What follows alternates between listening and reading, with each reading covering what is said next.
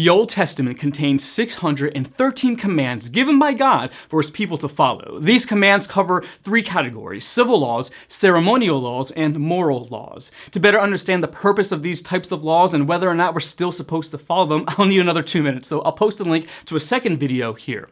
For now, let's focus on the 10 Commandments, also known as the Decalogue, or the moral laws. The 10 Commandments were given by God to Moses to be followed by the nation of Israel. The entire list is found in two places in the Bible: Exodus 20, verses 1 through 17, and Deuteronomy 5, verses 6 through 21. It's also worth mentioning all of the 10 Commandments are repeated in the New Testament, with the exception of the fourth commandment. The 10 Commandments list can be divided into two parts. Commandments 1 through 4 focus on man's relationship with God, and Commandments 5 through 10 focus on man's relationship with others.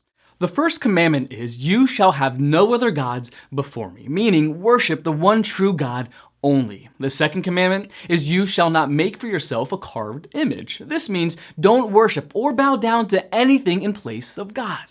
The third commandment is, "You shall not take the name of the Lord your God in vain." This means do not use God's name irreverently or disrespectfully. The fourth commandment is, "Remember the Sabbath day to keep it holy." This means rest from work on the seventh day of the week and remember what God has done. Now, moving on to the second section, the fifth commandment is, "Honor your father and mother." This means respect the authority and role of our parents. The sixth commandment is, "You shall not murder." This means do not take the life of another unlawfully. The seventh commandment is, "You shall not commit adultery." This means keep the marriage relationship sacred and free from infidelity. The eighth commandment is, "You shall not steal." This means do not take what does not rightfully belong to you.